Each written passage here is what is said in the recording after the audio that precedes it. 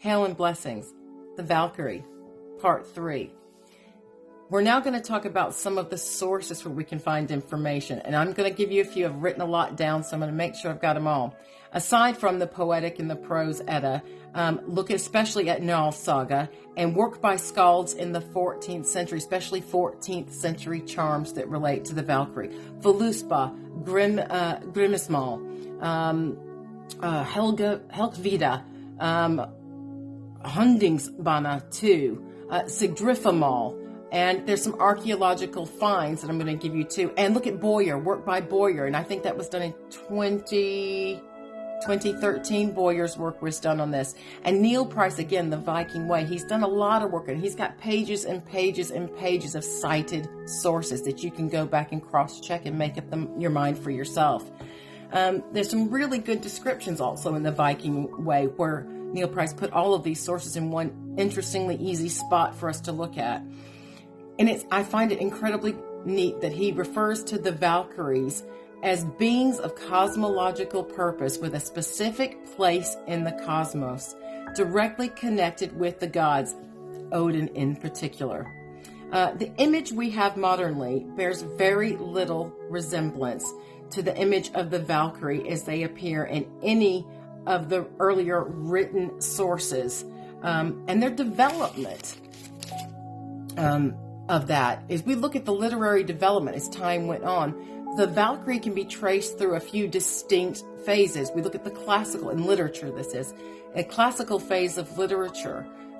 They go from heroic Eddic poems in literary sagas where their main function was on selecting the dead from the battlefield and transferring them to Odin, like in Gylfaginning, to where they could appear in combination, not just usually as one Valkyrie, but with groups together. And the numbers vary. So some accounts, and even on runestones, talk about 6 or 9 or 12 or 7, all different varying groups of Valkyrie that could join together or meet together or descend together on one spot.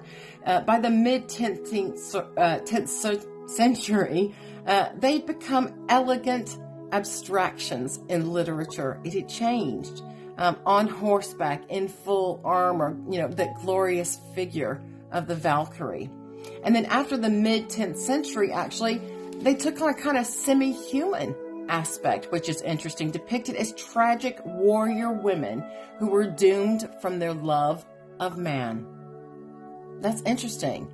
And there was a focus on their brightness and beauty. They were described as having flashing eyes and glowing white skin in the Helgi poems, in conjunction with shield maidens. In the Helgi poems that were summarized in 1990, it calls them multiple different names. And I'm going to pull some of these names out. So the Valkyrie were called Valmyjar, battle maidens, Hjalmavitr, helmet creatures, and Helgi is found in the Codex Regius manuscript from 1270. So we're seeing a different here. Shield maidens, battle maidens, and helmet creatures was the word. Helmet creatures. Very different descriptions there of Valkyrie. Creatures? Interesting. You can find the names of Valkyrie in different sources. Some of that is archaeological and some of that is literary. So let's see what we can find here. There are Valkyrie first named in the 890s in the battle kennings. Gunnar, Hildur, Skogul. It's all on the Karlevi runestone from Åland, and it bears one of the few inscriptions that talks about a Valkyrie's actual name.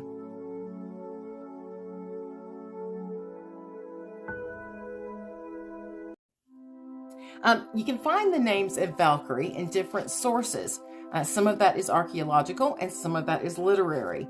So let's see what we can find here. There are Valkyrie first named in the 890s in the battle kennings. Gunnar, Hildur, Skogul. It's all on the Karlevi runestone from Åland, and it bears one of the few inscriptions that talks about a Valkyrie's actual name. And we can find this actually in the Truther kennings found from the year 1000 as well. So there's a few different places where their actual names are referenced outside of looking at the Poetic and Prose Edda.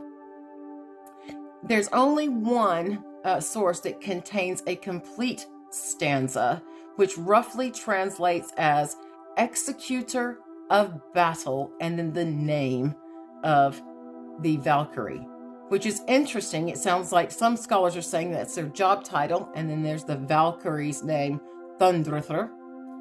So there's another set of scholars who think that that's actually Thundrathur was the name of Thor's daughter. So most of the scholars, however, believe that it's another Valkyrie name. Now, there are strong correspondences with their names and way they translate to actual battlefield prowess. So the word battle storm is associated with Gunnar 4 times, for example. Battle storms mentioned for a host of other Valkyrie. Let's see if we can get some of the names. Hrist, Mist, Mist, Hawk, Hildr, and Gondel. 9 times for Gondel, actually. And it goes on. There's more references to that battle storm amongst the Valkyrie. Some Valkyrie appear many times in a certain kenning, and many times across multiple different kennings, and some actually go unnamed or not given a name at all. In contrast to the beauty of their descriptions in the kennings, others show the Valkyries as rather neutralized, if you will, to mere heroic machinery, which is a shame. But again, that was in keeping with the earliest correspondence and descriptions as battle demons. They were like war machines, a modern term that actually fits what it is that they were geared to do by Odin. Aside from just that transportation role, because that's far too limiting of their qualities and characteristics. There's so much more complexity to them. But it does fit in perfectly, because we know the Scandinavian concept of combat was a stable military ideology during the Viking Age.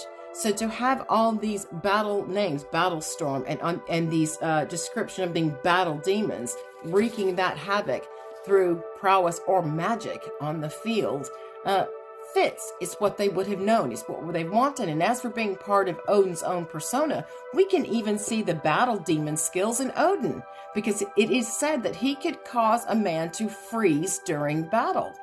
So battle magic there for him. The crossover, the duality, an extension of Odin's parts of himself as being those semi-distinct beings. They could actually specialize in, summoning the magic, unleashing certain things. And Odin, at some point, some of the scholars look at them as Odin being able to use the Valkyrie as unleashed, specialized spirits. And again, that's another magical aspect there, being unleashed by Odin. They could be summoned and unleashed for specific purposes. And we can see this evidenced in some of the things that come out of Siberia, actually, relating to that. We can look at the Furies, or we can look at Bellona goddesses. We can look at the Morgan. We can see similarities there with that sort of characteristic. Again, like I said before, even the psychopomp, being beings of fate and also of destruction. And I've barely scratched the surface here on all of the complexities and the information that is out there on the Valkyrie. And I hope this, hammers home the need to study not just the prose and poetic Edda and think we know what we know a thing about the Valkyrie, and think we know they had wings, and think they have some angelic sort of correspondence. We need to study the literature. We need to study the archaeology. We need to study the linguistics and the etymology related to all that forms what we know about the Valkyrie. And whether you view them, like I said, as loving or bloodthirsty, they are a complex set of beings. And again, I'm going to stress again, their concept is shamanic in nature, because it predated the Christian Germanic religion. So there's so much more to what they are. I hope this encourages you to take a look at some of the sources that I mentioned. Go check out that Frank's casket. Go check out the finds at Harvey. Go look up the rune stones. Take a look at some of the 10th century work that's out there, especially, again, also some of the 14th century charms that are there and the work that the Skalds did. Go look at Njál's saga.